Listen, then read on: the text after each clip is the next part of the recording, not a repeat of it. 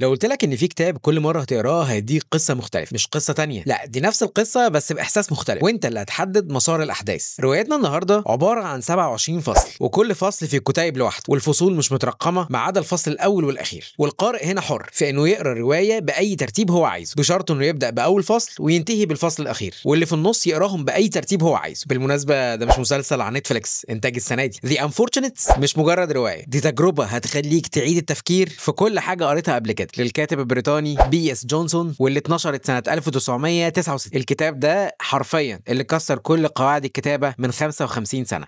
كتابنا النهارده بيحكي عن صحفي رياضي راح يغطي ماتش في بلد معينه، بس بيكتشف ان المدينه اللي راح يغطي فيها الماتش هي نفس المدينه اللي مات فيها صاحبه بالسرطان. وهنا تبتدي القصه بتاعته، وهي انه بيفتكر كل الذكريات اللي كانت بينه وبين صاحبه، مره بيفتكره وهو بيموت، ومره بيفتكره وهو بيضحك، ويفتكر اول مره قابله فيها. وجونسون هنا كان عايز يقول لك انه الذاكره البشريه مش شريط سينما بتتفرج عليه بترتيب معين، الذاكره هي فوضى، وفوضى جميله بالنسبه له. ولاول مره في تاريخ الادب انت كقارئ بقى ليك دور في تشكيل القصه، يعني انت اللي بتقرر ايه الذكرى اللي تبدا بيها، وايه الترتيب اللي يخلي القصه منطقيه بالنسبه لك، والنهايه المناسبه اللي انت شايفها من وجهه نظرك. وده مش معناه ان انت بتقرا، ده معناه ان انت بتالف مع الكاتب. جونسون ما كانش بيلعب لعبه تسويقيه علشان يطلع الكتاب ده، الشكل نفسه بتاع الروايه كان جزء من المعنى اللي هو عايز يوصله. الكتاب كان بيجي في علبه، والعلبه دي فيها 27 فصل او 27 كتيب اللي بيعبروا عن الروايه كلها. فهنا هو عايز يقول لك ان الكتاب في علبه، وده معناها دماغك او علبه الذكريات بتاعتك. والفصول المتبعتره جوه الروايه دي كان قصده يقول لك ان دي الافكار المشتته اللي بتبقى في دماغنا. اما بقى عن الحريه في الترتيب، ان انت تقرا اي فصل قبل التاني، وهي دي الحريه في تفسير حياتنا كامله. الرساله هنا اللي عايز يوصلها جونسون انه مفيش حقيقه واحده للاحداث، وانه الحقيقه بتتشكل حسب ترتيبنا للذكريات. من الاقتباسات اللطيفه جدا من الكتاب ده لما قال انه العقل بيدور في دوائر بشكل عشوائي، وعمره ما بيفتكر الحاجات بنفس الترتيب. وبرضه لما قال